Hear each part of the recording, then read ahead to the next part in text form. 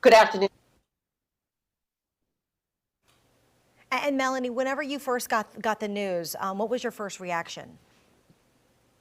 It's devastating, but this is the kind of thing that the New Orleans Police Department, officers around the country, this isn't what they do every day. They put their lives on the line, and they do it to protect and to serve the community. And in this instance, as we've just heard from Chief Kirkpatrick, this officer tried to save someone's life, a person who was overdosing. She approached the vehicle and administered Narcan. And this is what happens as she's doing what she's been trained to do. It's just devastating. And Melanie, look, you told me when we called you a couple of minutes ago, you were actually teaching a class at the academy. The NOPD is trying to recruit right now, but just to kind of circle back to this officer did something to try to save a life, and it ended up almost turning out tragic for this senior officer.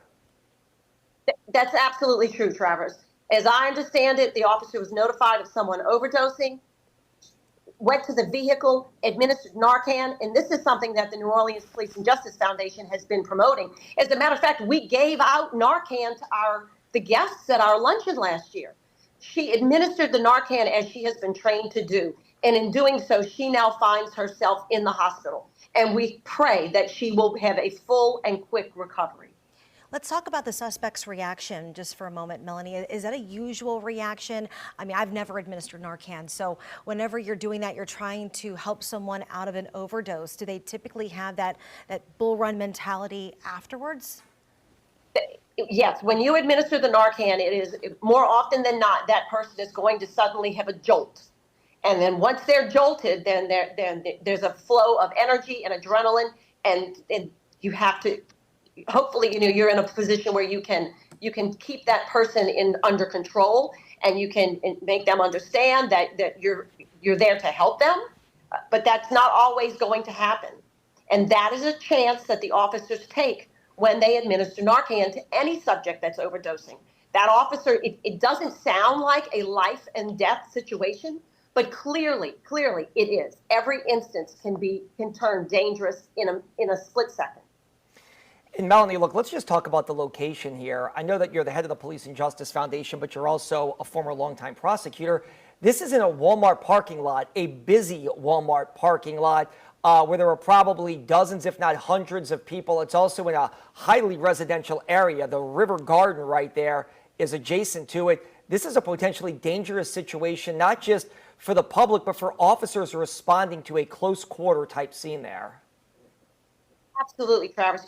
Part of what this speaks to, though, is the drug problem that we have on the streets of New Orleans. And I don't know what this individual was overdosing on. I would not be surprised to learn that it's fentanyl. And this just goes to show you the significance of how the impact that is having on our community. That this individual is in a Walmart parking lot, as you point out, that's very close quarters, that's highly trafficked with vehicles and pedestrians, and feels comfortable enough or has enough desire and drive to go into the Walmart parking lot and ingest this narcotic and perhaps overdose right there on the scene. And yes, it is absolutely dangerous to all of our bystanders. As we heard, there is at least one bystander who was caught up in all of this. It is dangerous to the community, whether it's an open area or a closed area such as a Walmart. Do you think that this changes any kind of protocol moving forward when it comes to administering Narcan, Melanie? I mean, I know that you're trying to save someone as quickly as possible. I'm just trying to figure out if there's a way that, we could possibly prevent this, maybe working in pairs, in tandem, anything like that moving forward. Because you want to be able to help people, right? Like, you want to be able to save somebody's life. That's what you sign up to do. But you also, at the same time, you don't want to put yourself at any undue risk in the same moment. Well, every situation of someone that has ingested a substance, someone that is overdosing, is going to be different. And if you ask a New Orleans police officer, what would you have done? Would you stand back and wait for another officer to come and join you as you watch someone die before your eyes? Or do you singularly jump into action and do what you've been trained to do and do what you signed up to do? And that is to protect and to serve and to save someone's life.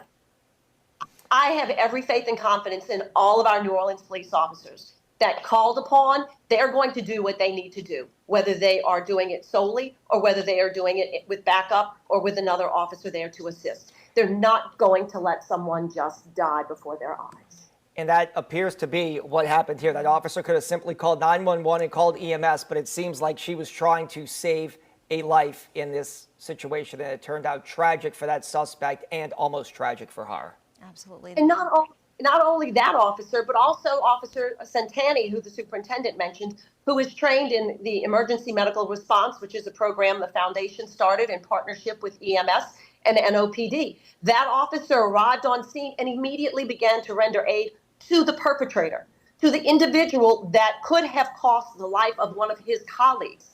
But Centani did not hesitate, nor did the lieutenant who took out the airbags so that the EMR could get to the perpetrator and render life-saving aid.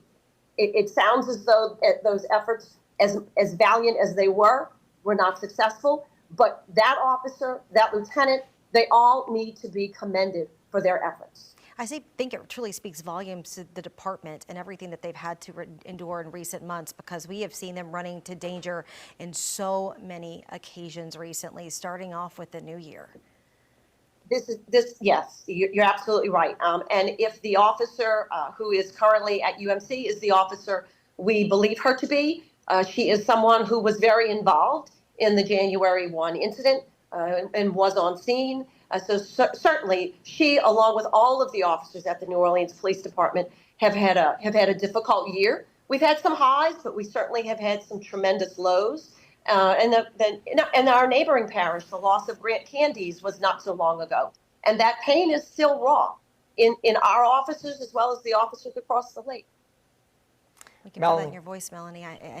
And again, to your point, these are certainly heroes who have been working so diligently over the past few months. We've been talking about some of the lower numbers on the force right now, but they have certainly answered the call tremendously over the course of the past several months, and we've seen that again today. Yeah. Melanie Talia, President and CEO of the Police and Justice Foundation, we appreciate your time. As we're talking to Melanie, you're taking a live look at the